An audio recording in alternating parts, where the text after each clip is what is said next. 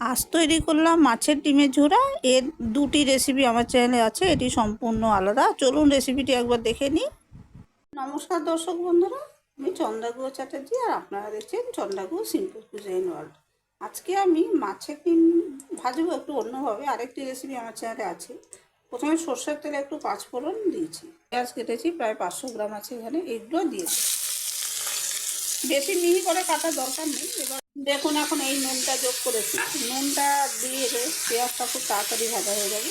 পেঁয়াজটা ভাজা হয়ে গেছে। আপনারা কেউ চাইলে আর একটু বেশিও ভাজতে পারেন, অথবা পেঁয়াজটা আরও মিহি করে কুচাতে পারেন। এবার আমি এতটাই রেখেছি, এর থেকে বেশি আর ভাজবো না, আর এর থেকে কমও আর আমি ভাজিনি। এবারে এই নুন হলুদ মাখানো যে রুই মাছের ডিমগুলো, সেগুলো সব ঢেলে দিচ্ছি। আমি পেঁয়াজ ভাজার সময় নুন দিয়েছিলাম, সেই আন্দাজ করে আমি মাছের ডিমে নুন দিয়েছি। এরপরে যদি কম মনে হয় তখন দেবো। এবারে এটাকে সমানে নাড়াচাড়া করে ভালো করে পেঁয়াজের সঙ্গে মিশিয়ে নিতে হবে।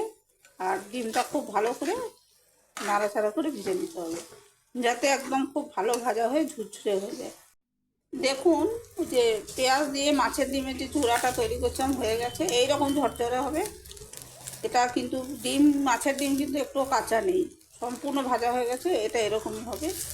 পেঁয়াজ দিয়ে মাছের ডিমের ঝোড়াটা হয়ে গেছে। যারা মাছের ডিমের বড়া খান, এবার এইভাবে ট্রাই করে দেখবেন, খুব ভালো লাগে। মাছের ডিমের ঝোড়ার এই পদটি ভীষণ সুস্বাদু, ট্রাই করে দেখতে পারেন।